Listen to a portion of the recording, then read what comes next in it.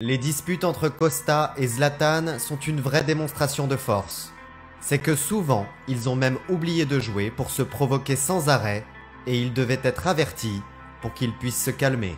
Mais il y a eu un match où la violence a dépassé les limites et Zlatan avait même été expulsé à peine le match commencé.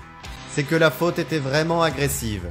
Pendant ce match, aucun des deux n'avait pu faire grand-chose et l'attaquant de Chelsea s'était aussi fait remarquer pour son agressivité, notamment avec cette horrible faute sur Thiago Silva. Mais l'arbitre avait décidé de ne pas l'expulser, provoquant la rage des joueurs du PSG, et David Luiz avait même essayé de profiter de la situation. Mais le lézard n'a pas appris la leçon et il a recommencé ses provocations. Et aussi incroyable que cela puisse paraître, il n'a pas été expulsé. Et le match s'est terminé ainsi, un match nul très tendu qui a qualifié le PSG. Et Costa, qui n'avait pas été expulsé non plus, s'est attiré les foudres de toute l'équipe. Mais ce n'est pas la seule fois qu'ils se sont affrontés, car un an après, le duel s'est répété. Mais cette fois, ils ont laissé la violence de côté pour savoir qui allait mettre le plus de buts. Lors du match aller, le PSG s'était imposé 2-1 grâce au but d'Ibrahimovic. Et pendant ce match retour, l'acharnement de Costa n'a pas été suffisant, puisque le Suédois a remis un but. Un coup dur pour la fierté du joueur hispano-brésilien qui s'est gagné une réputation douteuse à cause de ses agressions répétées. Et la passion avec laquelle il vit ce sport, malgré tout, ses compagnons l'adorent, mais ses adversaires le redoutent. Et en dehors du football, c'est tout le contraire. Tout le monde l'apprécie. And Diego is a team player, works a lot for the team. He's not just about goals.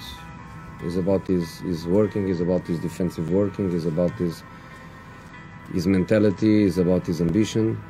This is the player that we bought. This is the player that we were waiting for.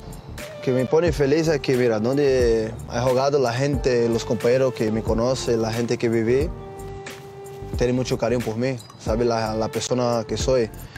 La gente, algunas personas no tienen culpa de tener la imagen porque muchas veces la imprensa, la televisión, la gente habla de una manera como si tú lo has hecho una cosa tan mal. Entonces la gente va consumiendo, como tú estás viendo, sin saber. Muchas veces la gente fala, mira, este es malo, malo, malo, malo, malo. Y tú estás escuchando y dices, bueno, al final es malo. Y nunca lo vi.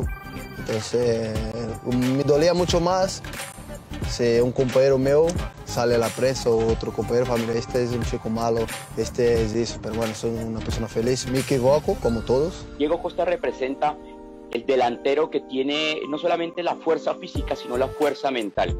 Eso quiere decir que no se arruga y no flaquea ante ninguna defensa férrea, ante los insultos o los malos tratos que ocurren en el fútbol partido a partido todos los días. Finalement, comme le dit si bien Costa, beaucoup parlent sans savoir. Tout le monde critique, tout le monde parle, mais quand il est sur le terrain, là, tout le monde se met d'accord.